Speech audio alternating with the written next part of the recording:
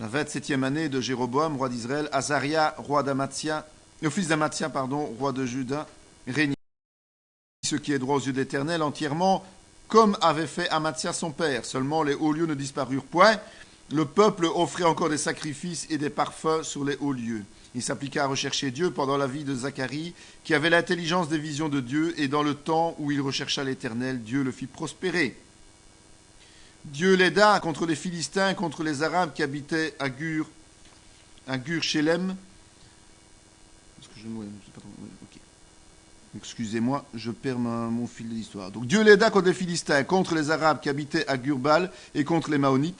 Les Ammonites faisaient des présents à Osias et sa renommée s'étendit jusqu'aux frontières de l'Égypte, car il devint très puissant. Il fit faire à Jérusalem des machines inventées par un ingénieur. Il y avait déjà des ingénieurs à l'époque, c'est bien. Et destinées à être placées dans les tours et sur les angles, pour lancer des flèches et de grosses pierres. Sa renommée s'étendit au loin, car il fut merveilleusement soutenu jusqu'à ce qu'il devint puissant. C'est toujours la même répétition.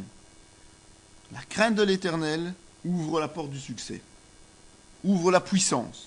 C'est la puissance de l'esprit pour le chrétien, on est bien d'accord. Ouvre à la reconnaissance, on a vu tout à l'heure, les gens respectent la puissance de Dieu, respectent parce qu'ils sont un peu baba devant, parce qu'ils sont un peu créatifs, mais ils respectent la puissance de Dieu. Mais c'est aussi un piège, évidemment. Parce que tant que nous sommes dans le combat, tant que nous sommes dépendants de Dieu, il n'y a pas de problème. On a envie d'aller de l'avant et on se sent bien. Mais, lorsqu'on devient puissant, qu'est-ce qui arrive? Lorsqu'il fut puissant, son cœur s'éleva pour le perdre. Il pécha contre l'Éternel, son Dieu. Il entra dans le temple de l'Éternel pour brûler des parfums sur l'autel des parfums. L'orgueil. L'orgueil. L'orgueil avait perdu son père. Et l'orgueil maintenant s'attaquait à lui. Il s'est permis de jouer le rôle du souverain sacrificateur. Rappelez-vous celui qui a eu ce gros problème avec Dieu et qui a perdu son onction. Vous ne vous souvenez pas de lui? Un certain Saül. C'était ça. Il a voulu par lui-même prendre le rôle du souverain sacrificateur et des sacrificateurs. C'est l'orgueil qui permet ça. L'orgueil, c'est le piège principal. Et ça pend au nez de chacun d'entre nous, une fois que nous avons du succès. Alors quand le succès arrive, c'est le moment où il faut être le plus prudent. Ce n'est pas le moment où il faut être le plus dilettante, mais il faut être le plus prudent. La colère s'empara d'Osias qui tenait un encensoir à la main, et comme il s'irritait contre les sacrificateurs, la lèpre éclata sur son front, en présence des sacrificateurs dans la maison de l'Éternel, près de l'autel des parfums. Le souverain sacrificateur Azaria et tous les sacrificateurs portèrent le regard sur lui, et voici, il avait la lèpre au front. Ils le mirent précipitamment dehors, et lui-même se hâta de sortir, parce que l'Éternel l'avait frappé. C'est un passage qui montre que les sacrificateurs étaient dans les voies de l'Éternel. Et les sacrificateurs étaient courageux. Ils n'ont pas hésité à le réprimer pour son acte. Pourtant, c'était le roi. On aurait pu dire, oh, c'est le roi, on ne va pas y toucher, on ne sait jamais pour notre peau. Non, ils ont de nouveau, comme beaucoup de prophètes, ces sacrificateurs, ces serviteurs de Dieu, ont de nouveau eu le courage de mettre en priorité la volonté de Dieu avant celle des hommes. Et lui, qu'est-ce qu'il a voulu faire? Il a voulu les frapper. Il a voulu les frapper, tout simplement. Mais vous savez, un serviteur de Dieu est protégé par Dieu. Et il ne lui arrivera jamais que ce que Dieu veut bien. Rappelez-vous le célèbre Job. Et donc, à partir de là, parce qu'il n'était pas prévu que ces sacrificateurs soient frappés et se laissent et soient peut-être tués même, eh bien, Dieu a agi instantanément et le roi était atteint de la lèpre. La lèpre, c'est spirituellement le rejet.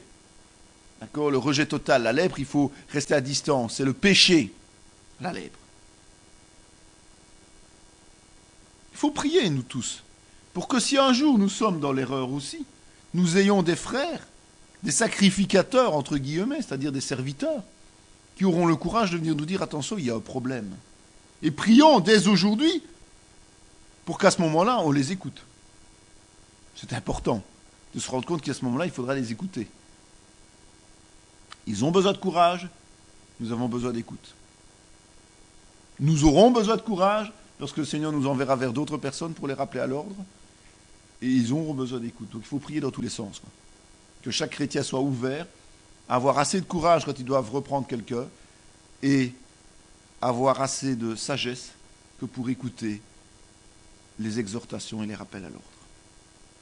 L'Éternel frappa le roi qui fut lépreux jusqu'au jour de sa mort et demeura dans une maison écartée. Et Jotam, fils du roi, était à la tête de la maison et jugeait le peuple du pays. C'est encore un jugement, cette lèpre, hein. Il ne faut pas se voiler la face. C'est un jugement parce que le roi, qui était oué par Dieu, la royauté était ouée par Dieu, n'obéissait pas, tout simplement. Et la lèpre fait qu'il était écarté. Un serviteur de Dieu qui ne respecte pas la volonté de Dieu, qui ne marche pas dans l'obéissance, doit être écarté de l'Église, tout simplement pour ne pas contaminer les autres. Et le lépreux était écarté de la vie publique, et c'était son fils qui régentait en attendant. Je vous rappelle que la maladie n'est pas uniquement la conséquence d'une désobéissance. Mais il faut quand même être prudent et poser à chaque fois la question lorsque quelque chose est anormal. Il faut demander à Dieu si l'origine de cette maladie n'est pas due au péché. Et parfois, ça va nous éviter beaucoup de tourments, ça va nous éviter beaucoup de souffrances inutiles.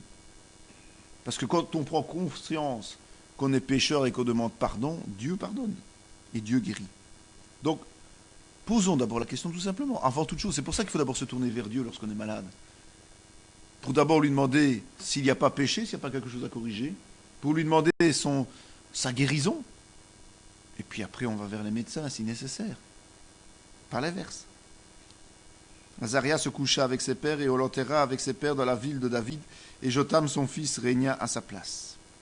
La seconde année de Péka, fils de Remalia, roi d'Israël, Jotam, fils d'Ozias, roi de Juda, régna. Il fit ce qui est droit aux yeux de l'Éternel. Il agit entièrement comme avait agi Ozias son père, seulement les hauts lieux ne disparurent point. Le peuple offrait encore des sacrifices et des parfums dans les hauts lieux. Jotam bâtit la porte supérieure de la maison d'Éternel. Il fit ce qui est droit aux yeux de l'Éternel, entièrement comme l'avait fait Ozias son père. Seulement il n'entra point dans le temple de l'Éternel. Toutefois, le peuple se corrompait encore. Jotam devint puissant parce qu'il a fermé ses voies devant l'Éternel, son Dieu. Toujours la même chose, l'obéissance, mais l'obéissance partielle.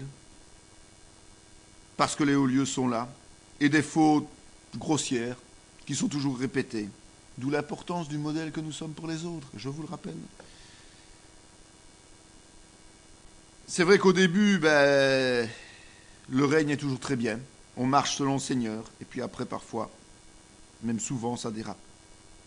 Et lorsqu'on ne produit pas les fautes, on le voit encore avec Jotam, il y a richesse, il y a prospérité, il y a réussite. Et souvent, on gagne des guerres. Dans ce temps-là, l'Éternel commença à envoyer contre Juda Retsin, roi de Syrie, et Péka, fils de Remalia.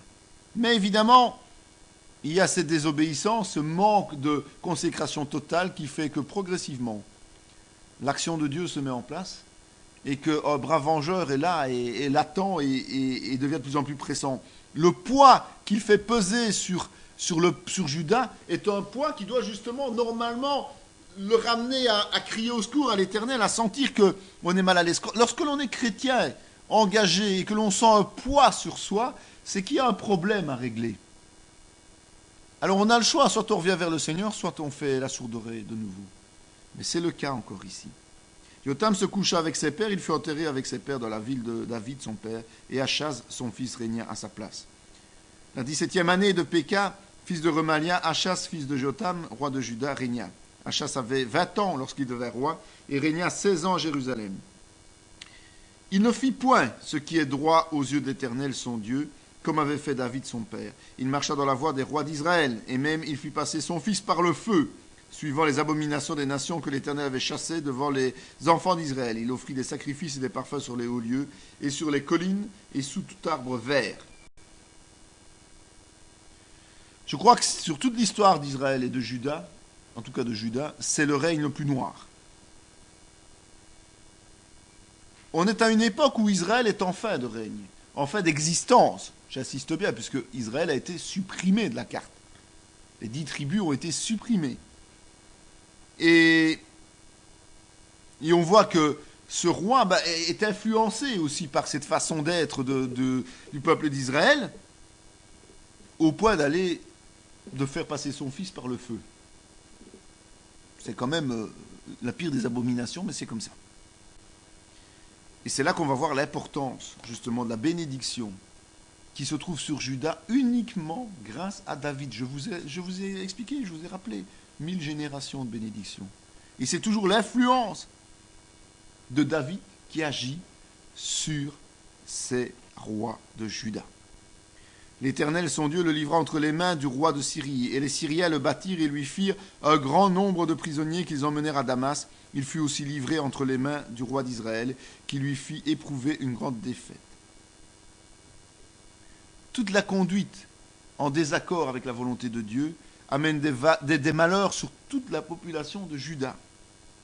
Elle perd des guerres et même une partie de sa population est déportée à Babylone, ou bien tuée tout simplement, anéantie. Écoutez-moi donc et renvoyez ces captifs que vous avez faits parmi vos frères, car la colère ardente de l'Éternel est sur vous.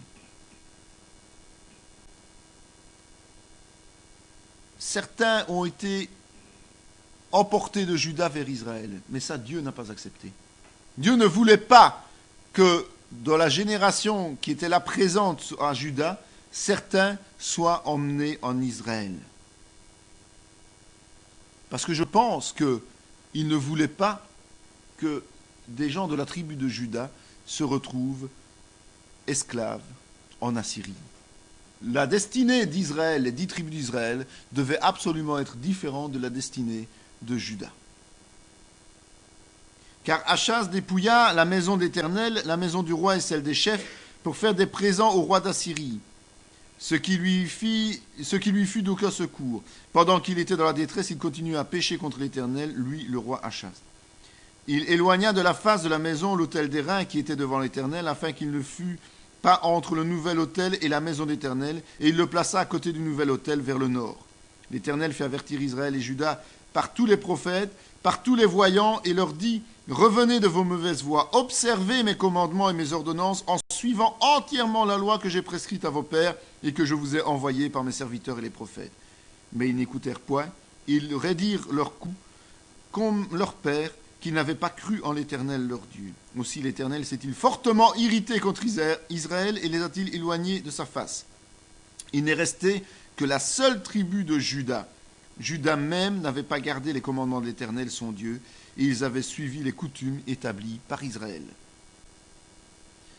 On voit que quand on arrive à l'extrémité, au moment où la corde est tellement tendue qu'elle va casser, Dieu met toute sa force pour les avertir qu'il est temps et grand temps de revenir dans ses voies. Et on voit qu'il met en route tous ses serviteurs fidèles, c'est-à-dire tous les prophètes, tous les voyants qui sont disponibles à ce moment-là. Dieu envoie toute son armada terrestre pour rappeler à l'ordre Israël et Juda en leur disant: mais qu'est-ce que vous me faites là? Revenez dans mes voies, revenez dans l'entièreté de mes voies, pas seulement celles qui vous arrangent, pas seulement celles qui font que les hauts lieux existent encore, mais abandonnez tout cela et revenez à moi.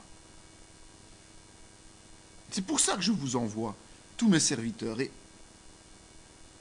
ils sont tellement aveuglés, tellement fermés dans leurs habitudes, tellement aveugles qu'ils refusent. Ils refusent et l'Éternel se met en colère. Vous voyez quand même l'évolution des choses. Dieu est amour. Donc Dieu ne va pas se mettre en colère d'abord.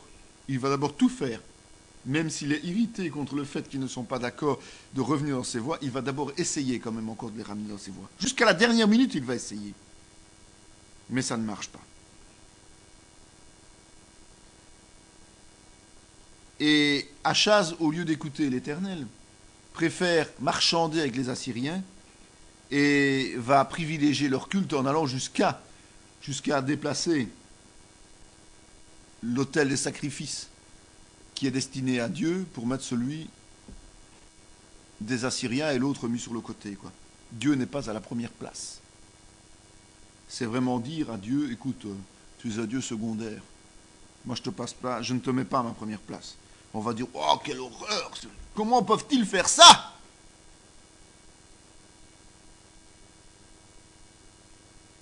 Mais qu'est-ce qu'on fait, nous les chrétiens, lorsque l'on place quelque chose d'autre avant Dieu, avant Jésus?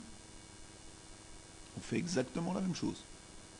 Il y en a qui adulent leurs enfants, il y en a qui adorent leur femme ou leur époux, il y en a qui ne jurent que par des stars, il y en a qui sont obsédés par leur pognon, il y en a qui aiment les voitures, plus que Dieu. Plus que Dieu. Qui s'aiment eux-mêmes aussi, plus que Dieu. On fait exactement la même chose. On prend l'autel des sacrifices, on le met à côté et on met notre faux Dieu à sa place. Achaz se coucha avec ses pères, il fut enterré avec ses pères dans la ville de David, et Ézéchias, son fils, régna à sa place. La 3e année d'Osée, fils d'Éla, roi d'Israël, Ézéchias, fils d'Achaz, roi de Juda, régna. Il fit ce qui est droit aux yeux de l'Éternel, entièrement comme avait fait David, son père. Il fit disparaître les hauts lieux, brisa les statues, abattit les idoles et mit en pièces le serpent d'airain que Moïse avait fait, car les enfants d'Israël avaient jusqu'alors brûlé des parfums devant lui. On l'appelait Nehushtan. Il mit sa confiance en l'Éternel, le Dieu d'Israël, et parmi tous les rois de Juda qui vinrent après lui, ou qui le précédèrent, il n'y en eut point de semblable à lui. Il fut attaché à l'Éternel, et il ne se détourna point de lui, il observa les commandements que l'Éternel avait prescrits à Moïse. J'ai donc l'intention de faire alliance avec l'Éternel, le Dieu d'Israël, pour que son ardente colère se détourne de nous. Ils se rendirent ensuite chez le roi Ézéchias et dirent « Nous avons purifié toute la maison de l'Éternel, l'autel des holocaustes et tous ses ustensiles, et la table des pains de proposition et tous ses ustensiles. » Ézéchias envoya des messagers dans tout Israël et Juda, et il écrivit aussi des lettres à Éphraïm et à Manassé, pour qu'ils vinssent à la maison de l'Éternel à Jérusalem, célébrer la Pâque en l'honneur de l'Éternel, le Dieu d'Israël. Les coureurs allèrent ainsi de ville en ville dans le pays d'Éphraïm et de Manassé, et jusqu'à Zabulon. Mais on se riait et l'on se moquait d'eux. Cependant, quelques hommes d'Azer, de Manassé et de Zabulon, s'humilièrent et vinrent à Jérusalem. Dans Juda aussi, la main de Dieu se déploya pour leur donner un même cœur et leur faire exécuter l'ordre du roi et des chefs, selon la parole de l'Éternel. Je crois que, effectivement, c'est l'exemple au niveau de l'histoire d'Israël, au niveau de la royauté d'Israël, qui montre que quand Dieu fait étalage de sa toute-puissance, eh bien, on n'a pas d'autre choix en général que de rentrer dans le rang. Il y a toujours une certaine limite, mais une fois que Dieu fait montre de sa toute-puissance, l'humilité de l'homme revient, son orgueil est brisé et il se remet à son service. C'est vrai que les ancêtres d'Ézéchias étaient certainement trop aveuglés, et on parle de plusieurs générations, trop aveuglés que pour rentrer vraiment dans les voies que l'Éternel leur avait tracées. Ils ne voulaient pas entendre les prophètes, mais Ézéchias, lui, à un moment donné, les a entendus. Et il est revenu, comme on l'a vu, à 100% vers les voies de l'obéissance. Et je voudrais souligner, parce que ça m'a frappé en relisant ce texte, que même le serpent d'airain de Moïse servait à de l'idolâtrie. Quand aujourd'hui on cherche des reliques de Jésus-Christ, quand on cherche des morceaux de tissu et que l'on veut reconnaître que c'était Jésus, mais quand je vous explique, je vous l'ai déjà dit à plusieurs reprises, que Dieu ne veut pas laisser de traces de Jésus-Christ sur cette terre, c'est pour une bonne raison. Alors quand on va en Israël et qu'on va visiter le tombeau de Jésus, ça m'interpelle quand même un peu beaucoup. Quand on va en Israël et qu'on va visiter, soi-disant, l'étable de Bethléem, ça m'interpelle beaucoup. Parce que l'être humain a cette tendance charnelle et naturelle d'idolâtrer tout et n'importe quoi, du moment où ça peut répondre à une aspiration intérieure. Et on voit que ce serpent d'airain, qui était le symbole de Jésus-Christ au départ, n'était plus un symbole de Jésus-Christ, mais était devenu un objet d'idolâtrie, et qu'Ézéchias a pris la responsabilité de détruire ce serpent d'airain. Et quand Ézéchias est revenu dans les voies de l'Éternel, il ne s'est pas contenté de faire preuve d'humilité personnellement, il a entraîné son peuple évidemment, mais il a envoyé des messagers dans chaque tribu d'origine d'Israël. Chaque tribu, y compris celle qui était restée de l'autre côté du Jourdain, celle qui avait demandé à bénéficier des terrains fertiles et qui avait simplement accompagné les autres tribus pour les aider à conquérir le pays, mais qui bénéficiaient d'une vie particulière. Et on se constate quoi? On constate que Ézéchias est persuadé, lui, qu'il doit revenir dans les voies de l'Éternel. Et il veut partager cet enthousiasme. Un peu comme le chrétien qui arrive au Seigneur, l'être humain qui donne sa vie à Christ, il veut partager son enthousiasme. Et le résultat, c'est quoi? C'est que seulement quelques-uns ne se sont pas moqués des envoyés d'Ézéchias. Seulement quelques-uns, alors qu'ils connaissaient aussi la parole, qu'ils avaient aussi reçu les Écritures. C'étaient tous des Juifs, c'étaient tous ils faisaient tous partie des tribus d'origine du peuple juif, des tribus qui avaient traversé ce désert et qui avaient conquis le territoire israélien. Eh bien, tous ceux-là, un petit nombre seulement a accepté de revenir. C'est pour ça que, au travers du temps et au travers de l'histoire, comme nous le verrons, il n'y a pas seulement des rescapés de Juda et de Benjamin chez les Israéliens aujourd'hui. Il y a aussi ceux qui ne se sont pas moqués, qui sont revenus au moment où il y a eu scission, si vous vous souvenez, entre Israël et Juda. Il y a déjà eu un certain nombre de gens qui respectaient, qui étaient obéissants au Seigneur, qui ont quitté Israël, qui sont venus de toutes les tribus, dont beaucoup de Lévites, vers Israël parce que le temple était là, vers Juda parce que le temple était là. D'accord? Et aujourd'hui encore, on voit qu'un certain nombre d'Israéliens sont restés fidèles, ou en tout cas sont revenus dans les voies de l'Éternel, venant de n'importe quelle tribu, en ce compris Zabulon. Ils sont venus vivre à Jérusalem et à Juda. Et donc, c'est cela qui va perpétuer l'existence des 12 tribus au travers du temps, en ce compris au-delà de la fin des temps, en quelque sorte, au-delà de l'enlèvement de l'Église.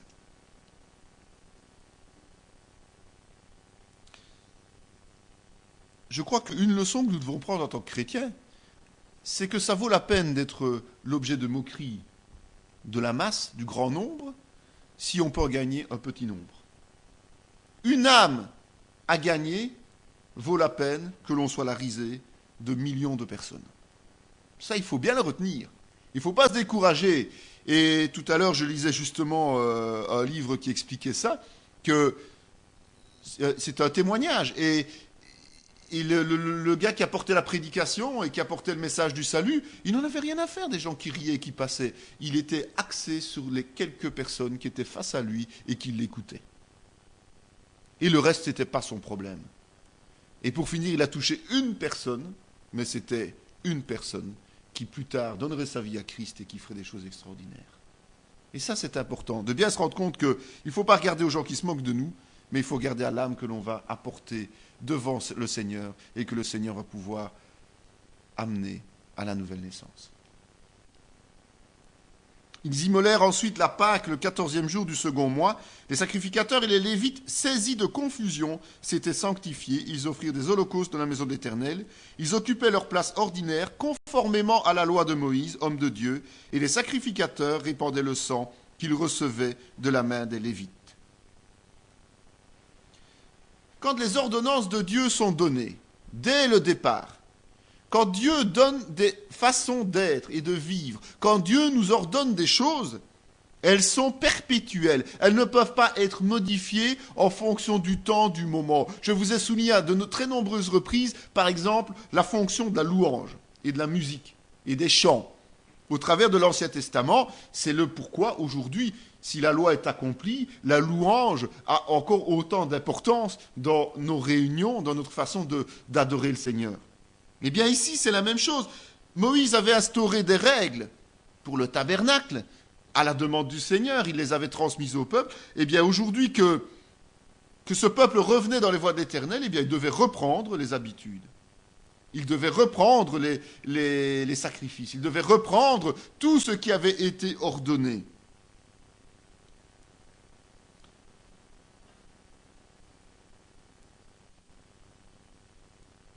C'est important de se rendre compte que, notamment les Lévites, à leur sujet, il est dit qu'ils occupaient leur place ordinaire. Pour nos églises, c'est primordial que chacun occupe sa place dans le corps de Christ, celle que Dieu lui désigne. Il est important que chacun remplisse son rôle, pas celui des autres.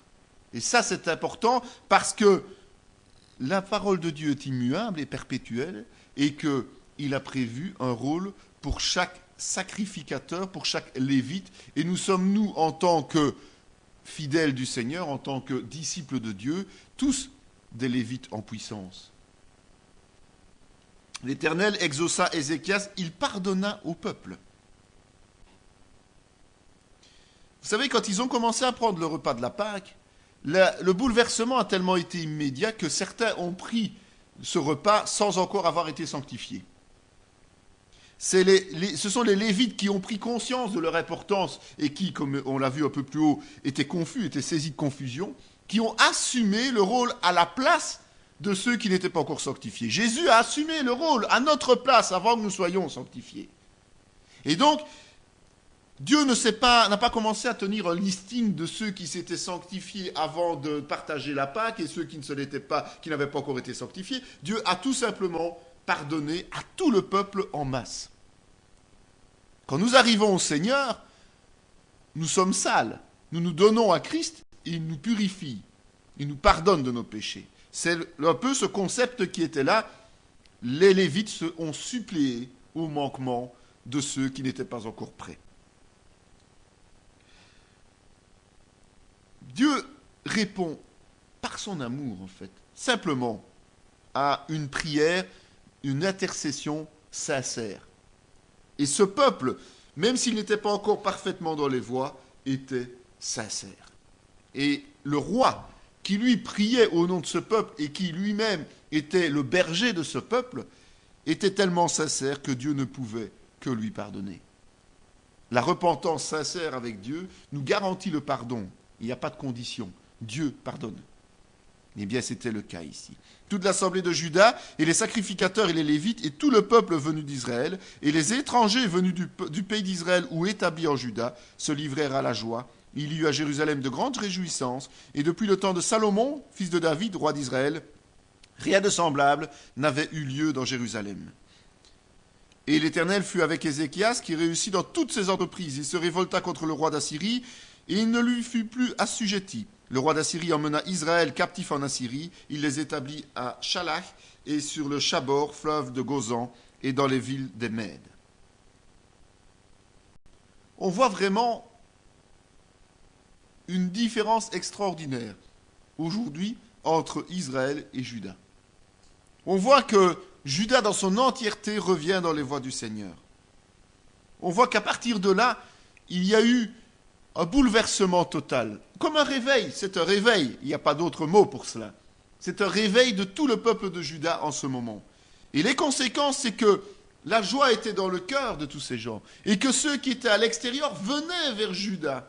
Ceux qui étaient touchés, ils étaient attirés comme par un aimant. Ce n'est pas Juda qui sortait. Juda a juste envoyé des émissaires. Et puis ceux qui étaient touchés revenaient à Juda. Et on voit que Ézéchias était béni dans toutes ses œuvres, était béni dans toutes ses actions, et a pu se détacher de la puissance du roi d'Assyrie, qui pourtant avait vaincu Israël et Juda, et qui pourtant a déporté tout le peuple d'Israël au moment où Juda commençait à connaître sa gloire. Pourtant, proportionnellement, Israël était plus grand et plus puissant. Eh bien, par la grâce de Dieu, par la puissance de Dieu, c'est Juda qui est resté libre de toute contrainte, de toute attache vis-à-vis du roi d'Assyrie.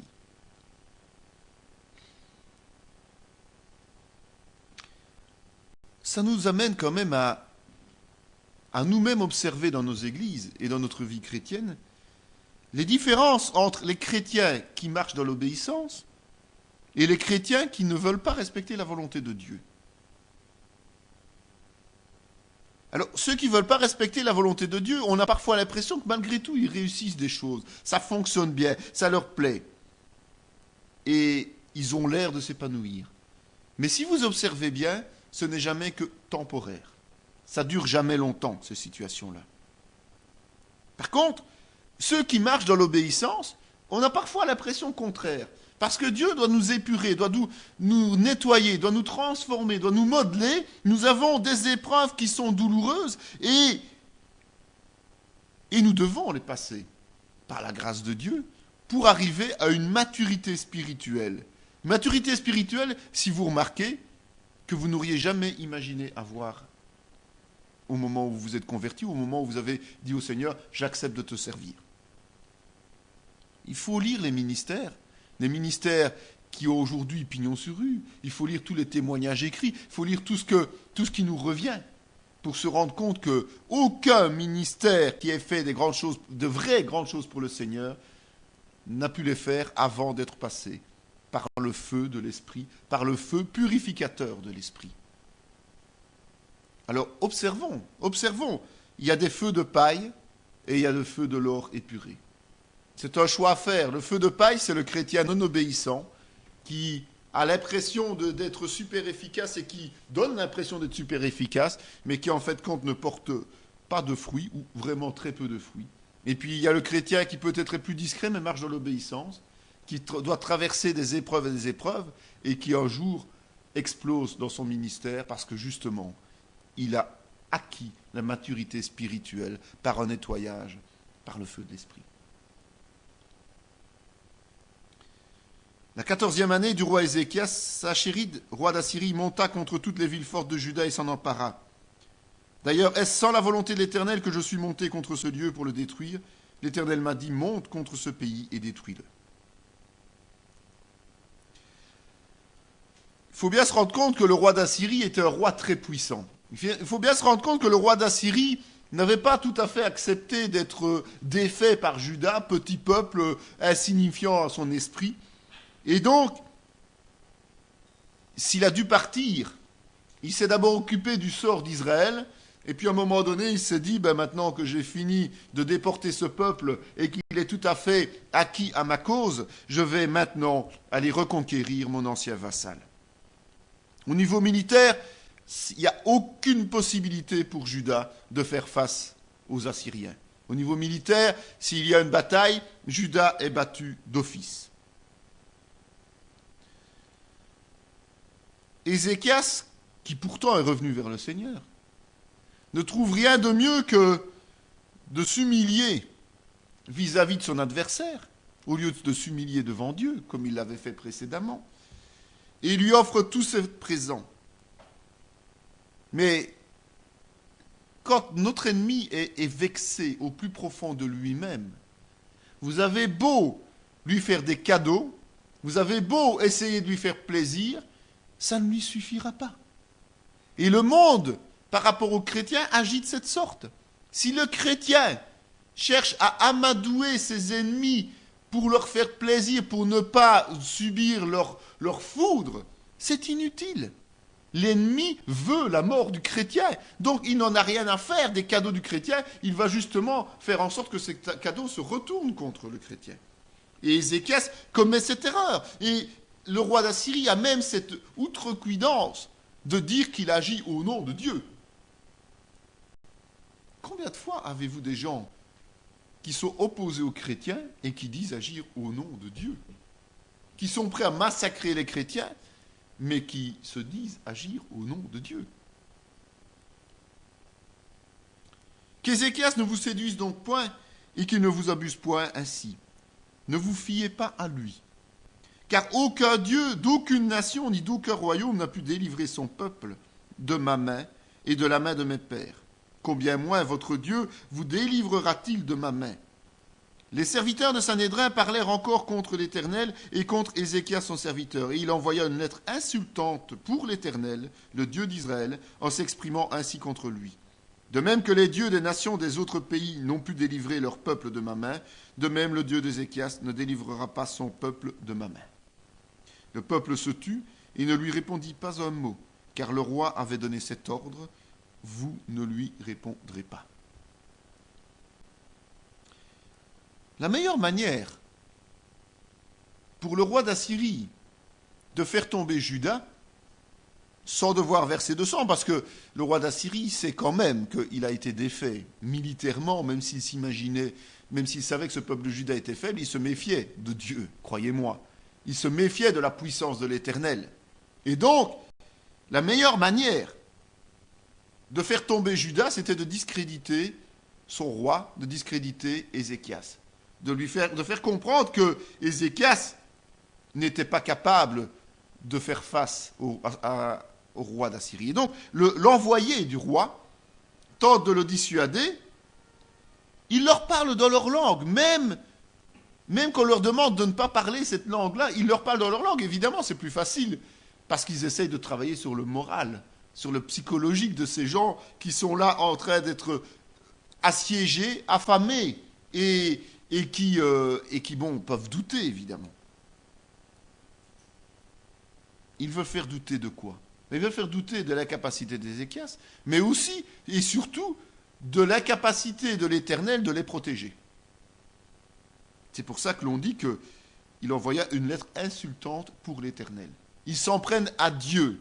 Erreur fatale, évidemment. Ils ne s'en prennent pas seulement au serviteur de Dieu, Ézéchias, qui a un peu faibli dans sa fiabilité, dans le sens où il s'est tourné vers les richesses et qu'il a essayé d'acheter le roi d'Assyrie, mais ils se tournent eux-mêmes directement contre Dieu,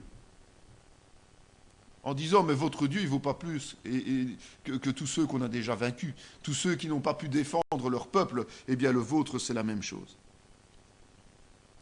C'est ce que je vous ai déjà expliqué. La meilleure manière de mener à bien une division dans une église, la meilleure manière d'immiscer, c'est d'immiscer le doute dans la tête des membres de l'église concernant l'onction et concernant l'obéissance de ces ministères.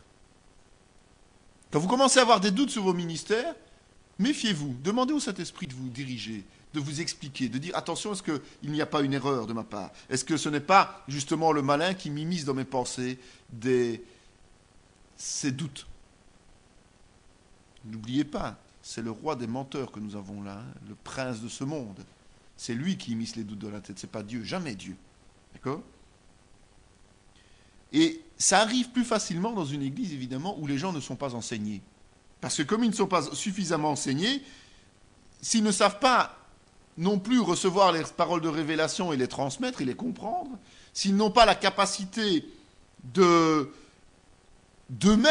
être épanouis dans leur vie spirituelle, bien les bergers vont être chaque fois déstabilisés dans leur esprit, parce qu'ils vont s'imaginer que leurs bergers sont des dieux en tant que tels. Je vous rappelle le bâton de Moïse, où on idolâtre le bâton de Moïse. Eh bien, on va idolâtrer les serviteurs de Dieu, au lieu de les voir comme les bergers, comme ceux qui sont simplement là pour aider le peuple à comprendre les choses et à arriver à la maturité spirituelle. Une église où la majorité des gens sont mûrs dans la foi, ont appris et acquis cette maturité spirituelle, eh bien, ceux qui essayeront d'apporter le trouble, ceux qui essayeront de déstabiliser, ce sont ceux-là qui devront fuir, qui devront partir, parce que justement, ils n'auront pas de public fragile, de public attentif, de public crédule. Celui qui a le doute va demander au Saint-Esprit de l'éclairer et va regarder dans la parole. S'il est mûr dans la foi. S'il n'est pas mûr dans la foi, il va écouter ce que les autres disent. Tout simplement. Voilà toute la différence. Et la division va débuter à quel moment? Simplement quand les gens vont, à l'insu des ministères, commencer à se réunir par petits groupes pour parler sur les ministères. C'est comme ça qu'une division commence. Mais ça, c'est causé par le manque de maturité. Simplement, si les chrétiens sont matures, ce genre de choses n'arrive pas. Donc, en tant que futur ministère ou que ministère, nous devons à tout prix veiller à l'enseignement de toutes les brebis pour qu'elles soient capables de résister aux malins et qu'ils fuient loin d'eux. Simplement. Ok ? Les serviteurs du roi Ézéchias allèrent donc auprès d'Ésaïe Et Ésaïe leur dit, voici ce que vous direz à votre maître. Ainsi par l'Éternel, ne t'effraie point des paroles que tu as entendues et par lesquelles m'ont outragé les serviteurs du roi d'Assyrie. Je vais mettre en lui un esprit tel que, sur une nouvelle qu'il recevra, il retournera dans ce pays et je le ferai tomber par l'épée dans son pays. Le prophète Ésaïe, tout le monde connaît le prophète Ésaïe, eh bien on voit que le prophète Ésaïe intervient à plusieurs reprises dans l'histoire des rois d'Israël. Il a couvert quand même une très longue période, nous le verrons tout à l'heure, mais nous voyons que c'est ce moment-là, un prophète puissant qui agit pendant une période catastrophique pour les tribus d'Israël et bénéfique pour Juda notamment, puisqu'il y a un retour dans l'obéissance. Et c'est ce prophète que Dieu envoie pour parler au nom de l'Éternel à Ézéchias. Il vient le rassurer parce que, alors qu'il a eu son petit passage à vide, Ézéchias s'est retourné vers l'Éternel et non vers les hommes en disant hey, « Seigneur, qu'est-ce que je vais faire maintenant? Tu vois ce qui se passe là. Mon peuple m'obéit, c'est vrai, mais nous ne pouvons rien contre cet ennemi puissant. Et tu vois bien qu'on a eu beau l'amadouer, ça ne marche pas. » Mais Dieu dit hey, il ne faut pas t'effrayer, parce que c'est contre moi qu'ils se sont dressés. C'est contre moi qu'ils ont apporté des accusations. Et donc, je vais agir en sorte que tu sois vainqueur. Et non pas en devant se battre, mais en agissant directement sur le roi d'Assyrie.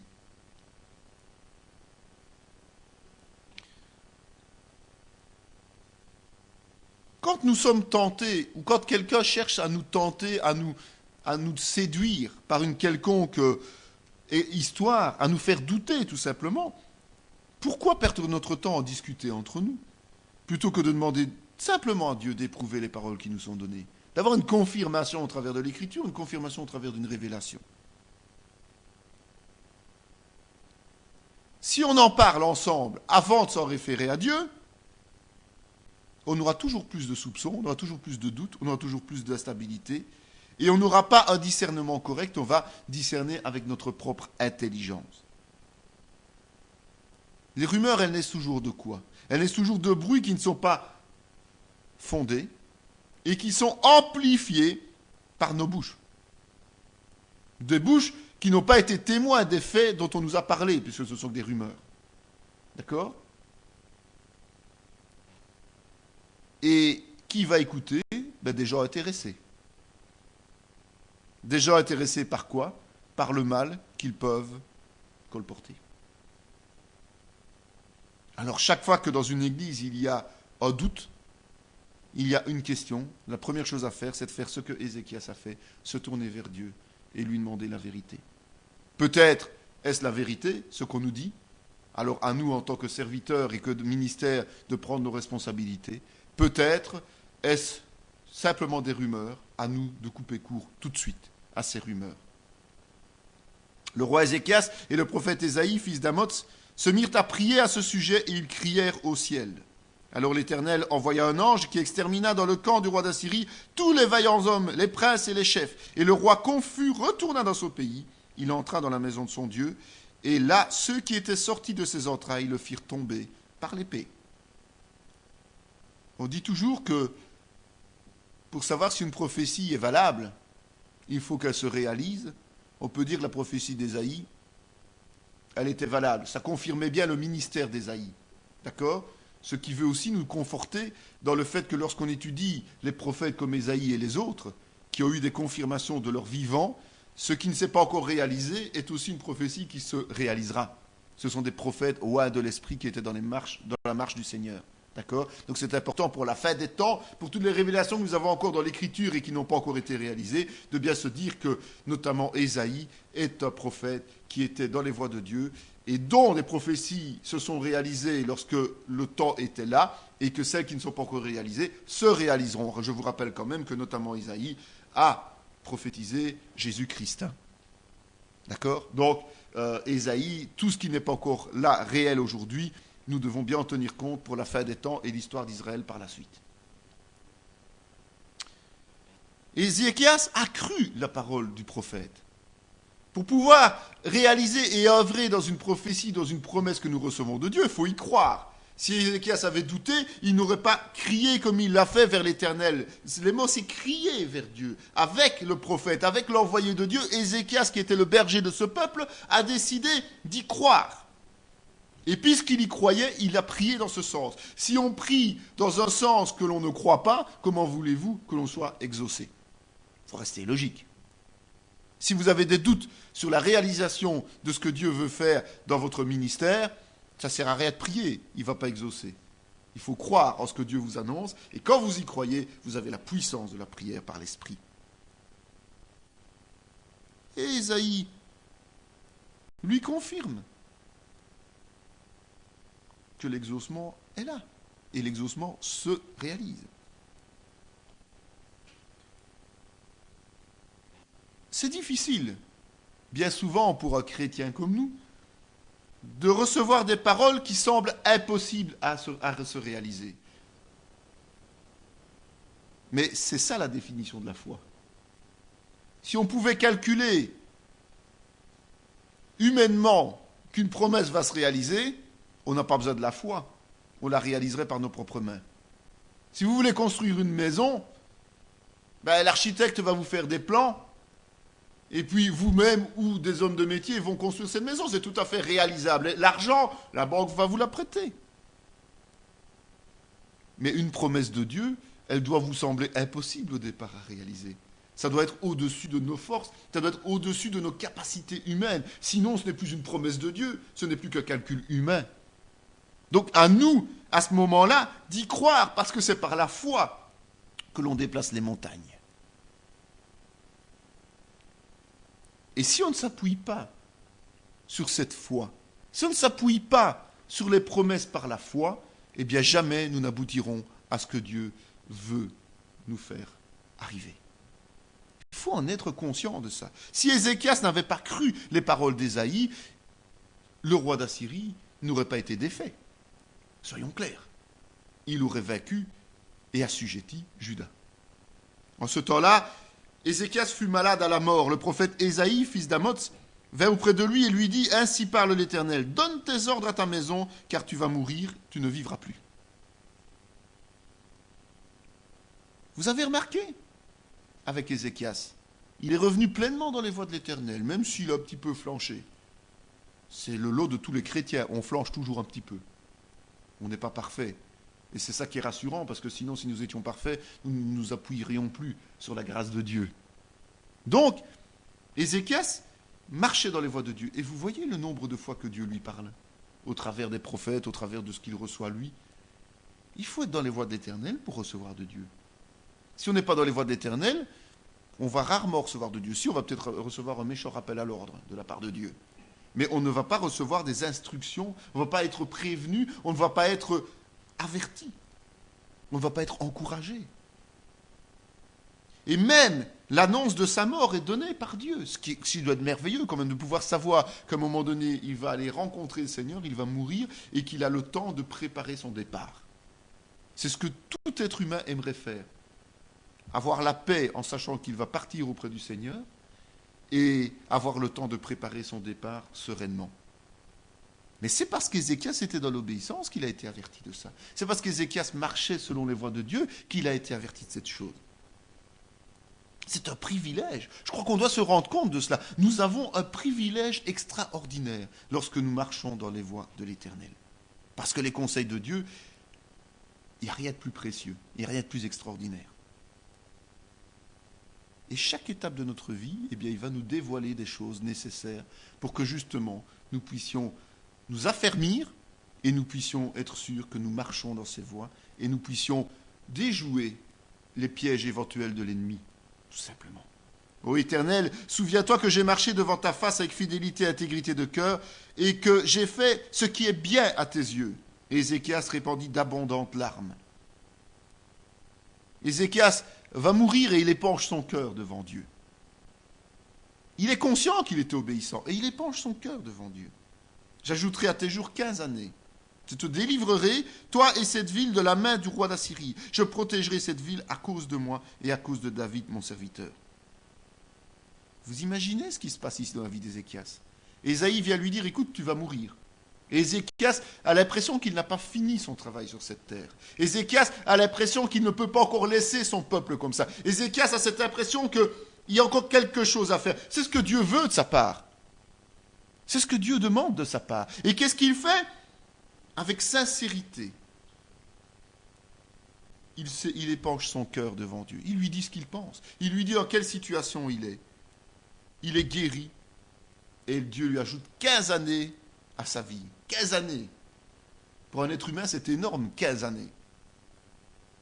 Il ne lui dit pas, tu vivras encore un peu. Il lui dit carrément, tu as 15 années devant toi maintenant.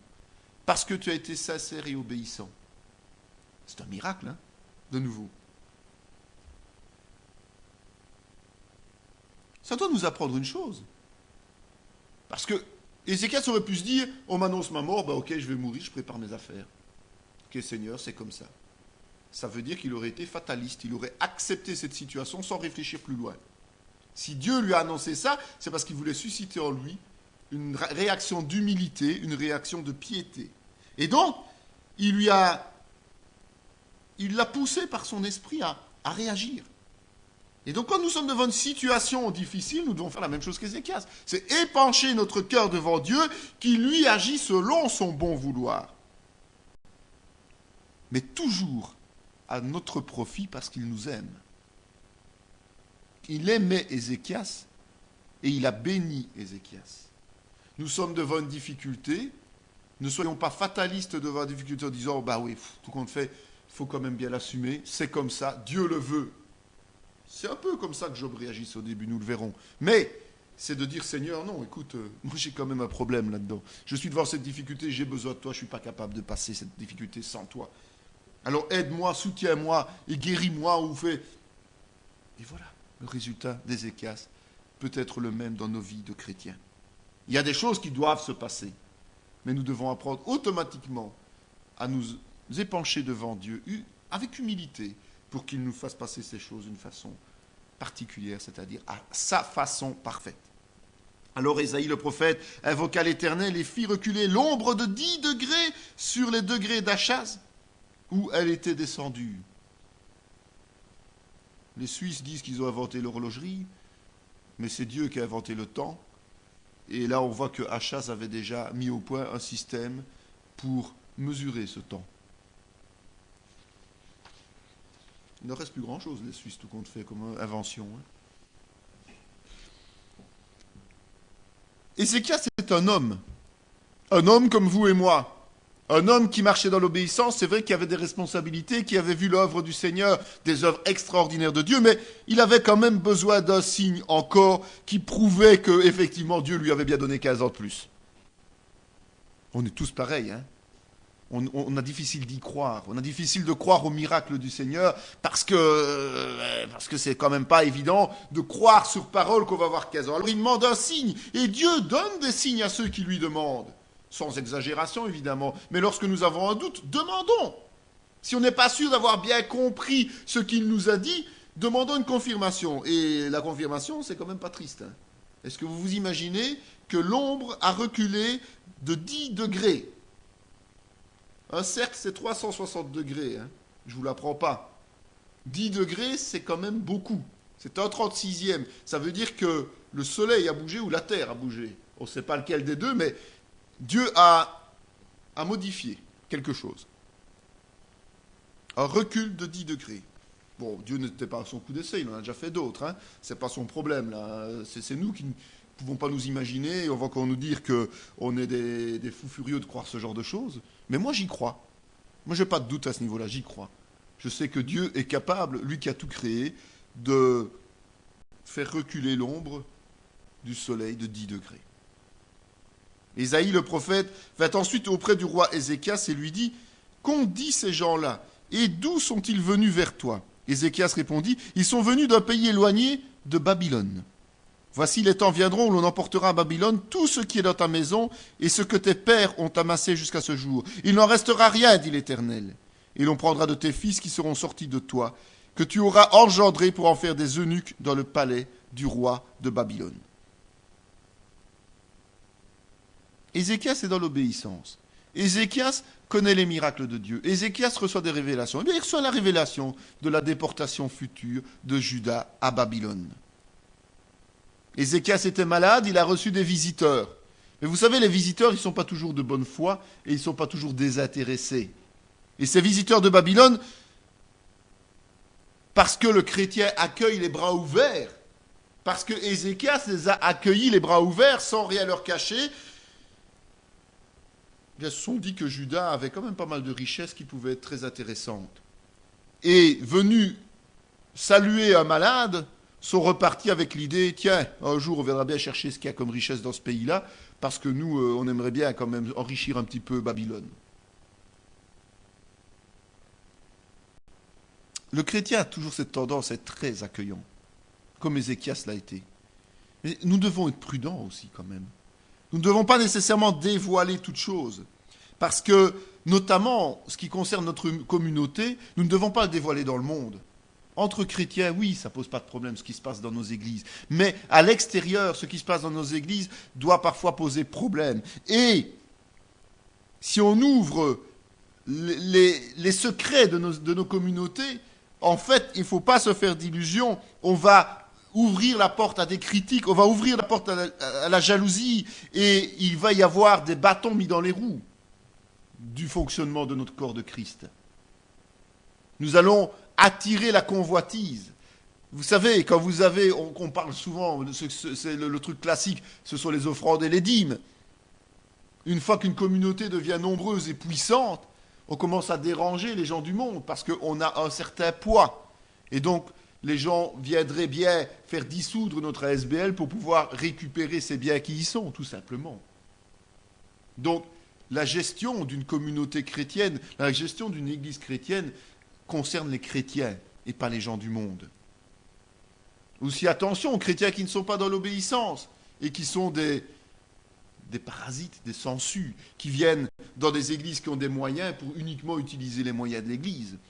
Vous savez, quand nous avons acheté ces bâtiments, nous avons eu quelques personnes qui ont proposé des collaborations. On en a eu. Il y en a certaines que le Seigneur a dit oui, il y en a d'autres que le Seigneur a dit non. Et nous sommes persuadés que des gens n'avaient qu'une idée en tête en voyant ce bâtiment, c'est ils ont les moyens. Et donc nous pourrons travailler avec eux. Combien de fois voyons-nous des parasites comme ça? Eh bien c'est ce qui s'est passé avec Ézéchias, il a ouvert les bras, il a laissé entrer ce peuple de Babylone, ces émissaires qui venaient le saluer parce qu'il était malade, mais ils venaient surtout pour voir ce qui se passait chez eux. Et quand ils ont vu les richesses de Juda, eh bien ça commençait à tourner dans leur tête, et Dieu a déjà annoncé à Ézéchias que dans quelques générations, Juda deviendrait une esclave de Babylone, tout simplement. Ézéchias se coucha avec ses pères, et on l'enterra dans le lieu le plus élevé des sépulcres des fils de David. Tout Juda et les habitants de Jérusalem lui rendirent honneur à sa mort, et Manassé son fils régna à sa place. La gloire d'Ézéchias, c'était la gloire de l'Éternel. Ézéchias était revenu dans les voies de l'Éternel, il a été enterré dans le lieu le plus élevé des sépulcres des fils de David. Il a été honoré par le fait qu'il avait été obéissant. Cette vidéo fait partie intégrante de la formation en théologie pratique dispensée par la mission de théologie Emmanuel de Parakou, Bénin, sous l'autorité académique du Centre chrétien Emmanuel ASBL, Spa, Belgique. Pour mieux connaître nos activités, voici nos différentes adresses.